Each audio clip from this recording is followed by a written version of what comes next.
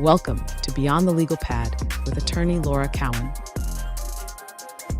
Hello and welcome to Beyond the Legal Pad with attorney Laura Cowan. Laura helps individuals and families navigate estate planning with care, ensuring their wishes are honored and their loved ones are protected. She simplifies the process, helping clients make key decisions today to avoid pain and conflict in the future.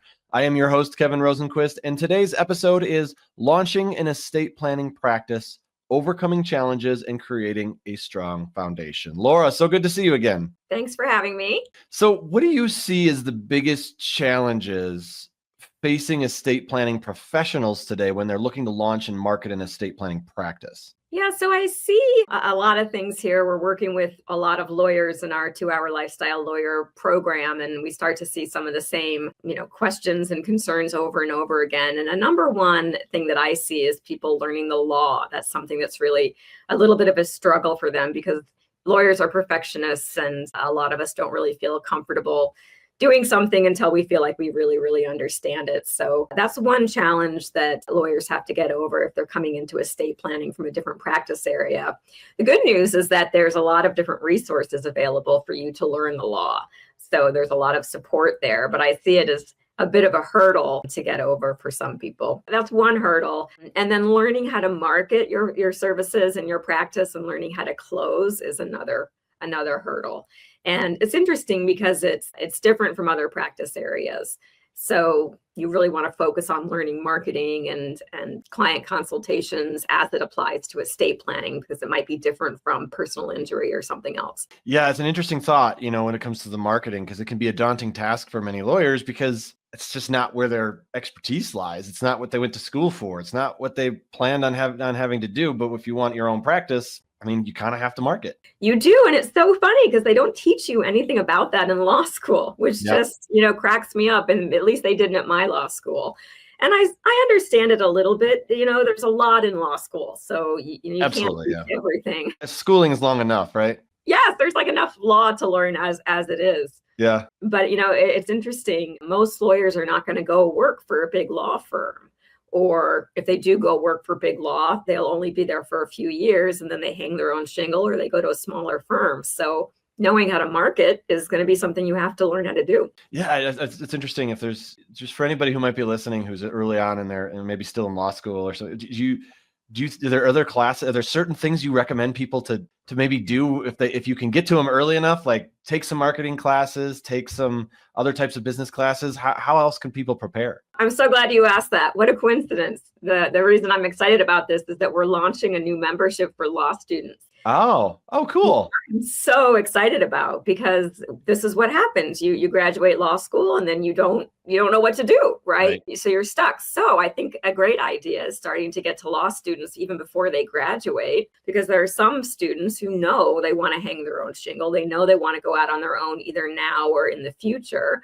And I think there's a huge market for just walking law students through the basics. Yeah, because I think also I would imagine that a lot of people coming out think, well, I'll get on with a firm. I'll learn the ropes and all that stuff. And maybe late down the road, maybe I can, start my own practice or something like that. Or maybe they don't even think that far ahead. But even if they are thinking that far ahead, there's so many different things they're probably not thinking about when it comes to having their own practice. It's your own business. You have your own business. It's your own business. Yeah. Whatever law firm you land at may not have a model that replicates what you're hoping to launch, right? If you do estate planning at big law for 10 years, well, your solo estate planning practice is going to look very different from the big law estate planning practice and whatnot. So yeah, there's a lot of room for teaching lawyers how to be more entrepreneurial, if that's what they're interested in. Yeah.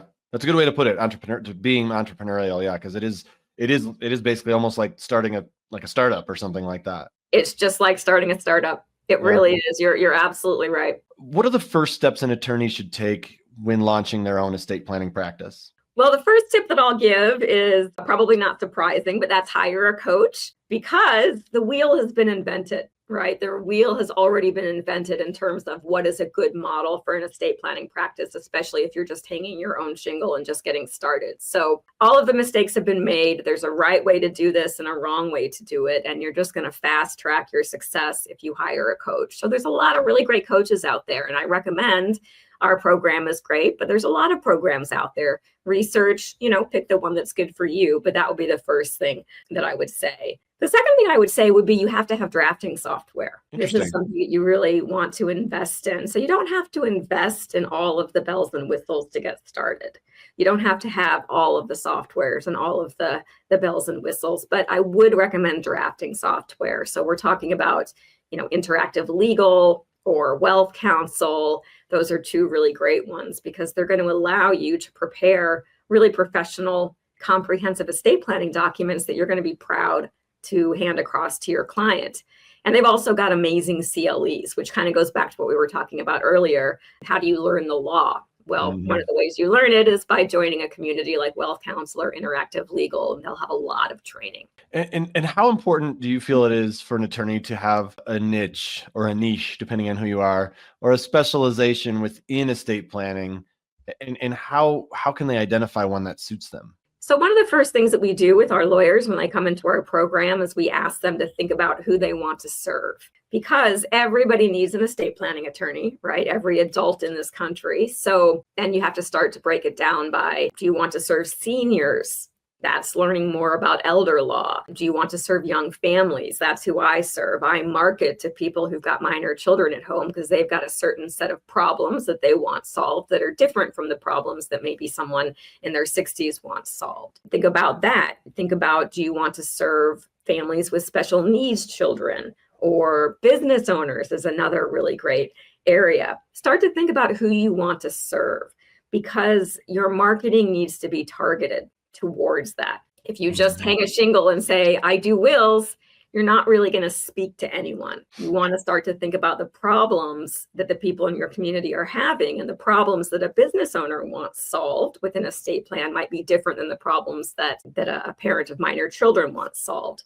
And so again, this matters in terms of your ad copy. It doesn't mean that other people aren't going to land in your lap. I don't market to high net worth individuals, but every now and then I get someone who's worth $30-40 million, so you might get. You don't tell them to leave your office? Like you're like, no, I guess I'll help you. I would co-counsel a big estate like that.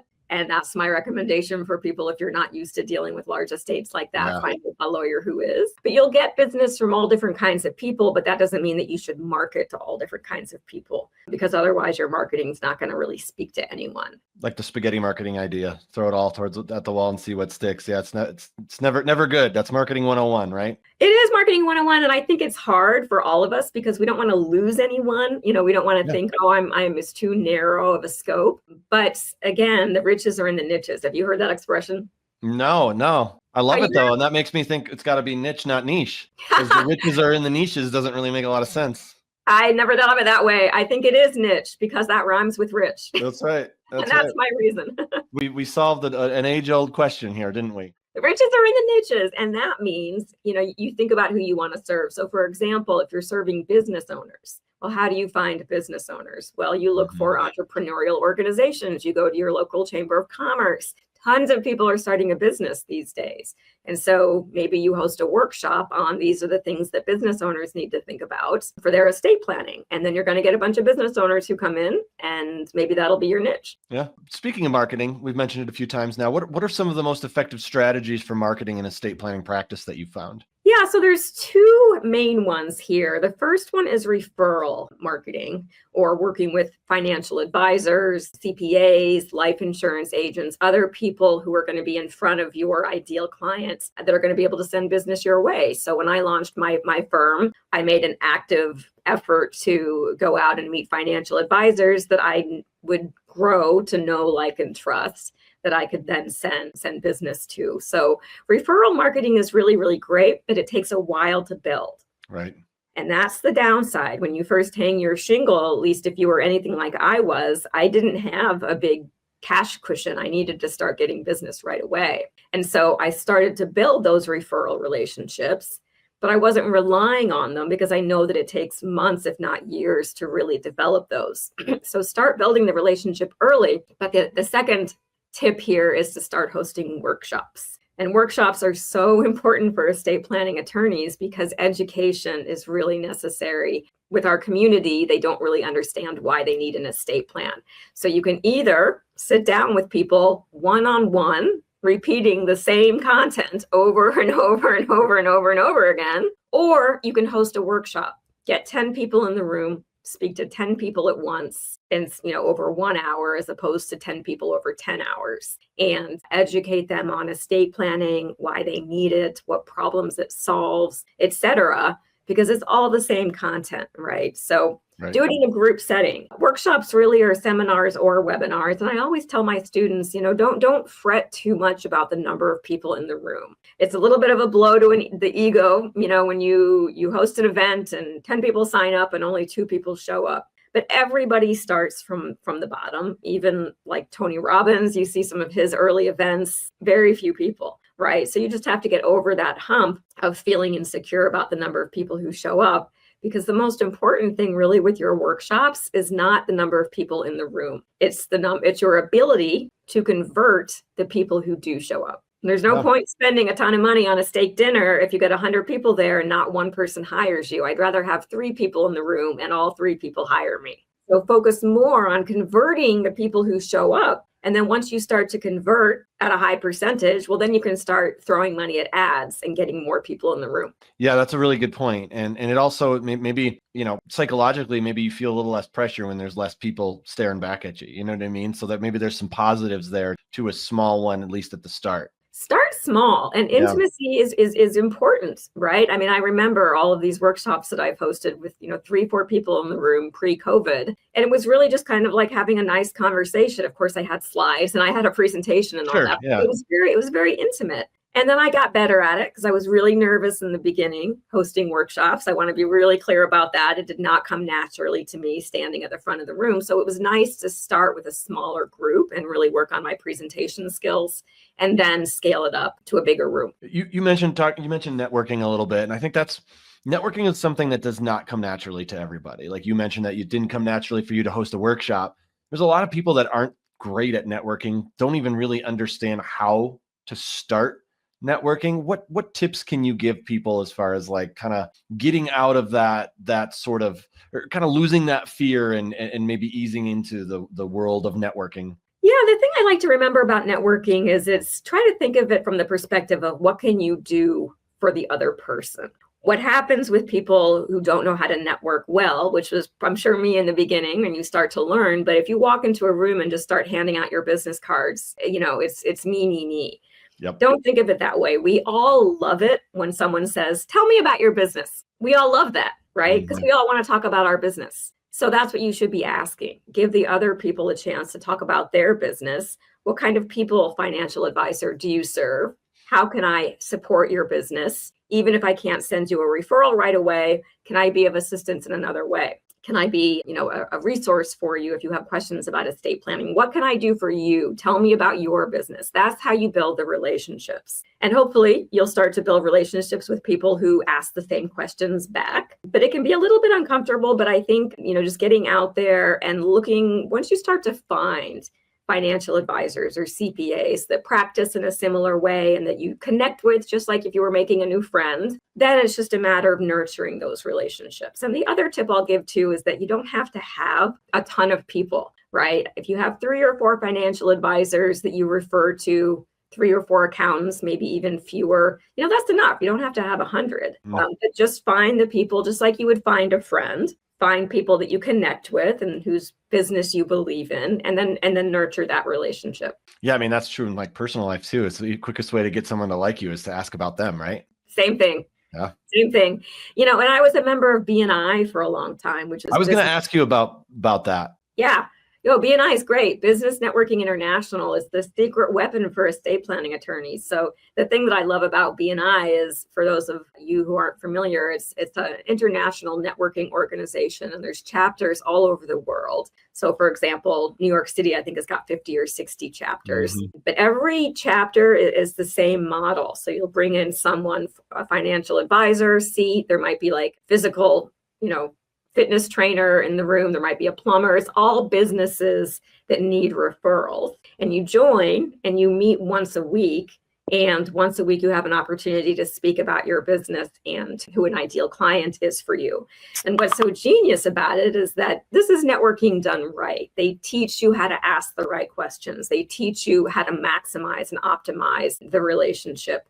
But it's a great way to get better at public speaking, because you have to stand up and host a commercial every week, which I was super nervous about when I started. It also teaches you how to speak about your business and to do it in a way that's efficient and effective. And then it's really cool because you'll start to develop relationships with the people in your group, and hopefully those will be lifelong relationships, or they could potentially be. The cool thing about BNI too is that you have a room full of people helping you promote your workshops. So I've already spoken about how important the workshops are. BNI is great because you can do an ask at the end of the meeting. So you can stand up and say, everyone, I'm hosting a seminar next week on estate planning. No pressure, just some information and a chance to get to know me and my law firm. Who do you know who would be interested in attending this? And now you've got 30 people in your room sending your webinar invite out to their community. Yeah, I was in one of those groups. It wasn't BNI, but it was a very similar model. It was more like just like a local kind of thing that people did. And you're right. I mean, everything you said was so true. I mean, you get practice public speaking because you're forced to kind of stand up and talk about it with all these eyes on you. You get forced to, to kind of like hone in on your elevator pitch, getting that one nailed down. And you're right. I mean, there's a lot of positives to those. Not everybody likes them. And I know not all of them are the same, but I was curious what your thoughts were on that, because I felt like it was a pretty decent experience. And there was an estate planning attorney in our group too. Yeah. I got a ton of business from it. In the beginning, in 2016, when I launched, I didn't have a bunch of relationships and I didn't have a reputation in the community. I was brand new. So joining a BNI and having a room full of people send clients to me in the beginning, that's where I got a lot of my business in the beginning. I'll bet. As we finish up here, give me the most common question or challenge that you hear from attorneys in your courses, and what is your advice to overcome that challenge? The most common challenge, that's a tough one to answer because there's a few that are always at the top. Learning the law is always a challenge. And my answer for that, again, is to join Wealth Counsel or Interactive Legal. Take the CLEs. The other thing that I'll point out is you don't have to know everything before you get started. Get started, and as you run into stumbling blocks, then you can lean on your community to learn more. So that's one challenge. A lot of lawyers have a hard time selling themselves, which I don't like that expression, because I try to remind them, you're not selling yourself. You're not selling your worth as a human or your worth as a lawyer. You're selling a solution. Right. You're selling a solution to a problem that they probably don't even realize they have. And the problem is, well, if you pass away without an estate plan, everything's going to get distributed according to state law. And that may not be what you want. Right. So we talk about how you have an estate plan. It's just that the state of New York has written it for you. And you're probably not going to like it. So just knowing that, we're here to solve a problem, and we're not selling ourselves. We're simply presenting a solution. And if you present it the way that we teach in the course, you're going to demonstrate that it's actually going to cost a lot more if they don't hire you than if they do, right? So that's a hurdle that a lot of lawyers have to get over, is this idea that I don't like sales. And we're always teaching, you're not selling yourself, you're not selling your worth. You have a solution to their problem, and you're going to present that to them. And if they hire you, great. And if they don't, that's fine too. I have a good friend of mine who's been a salesperson his whole life. And I told him one time, I'm like, I just, I'm not good. I don't like sales. And he's like, you do it every day. You just don't even realize it. We all do it. Like, it's just, we're all salespeople in some way or another. And it's like, you kind of get to that perspective and you're like, oh, that's kind of true. Yes, it is true. We're all selling ourselves, right? We're all trying to present the best version of ourselves to the community and to our clients and whatnot. And a lot of selling, in my opinion, I mean, I'm not an expert by any means, but I think things that don't cost anything, like just being genuine, being a good listener. Yeah.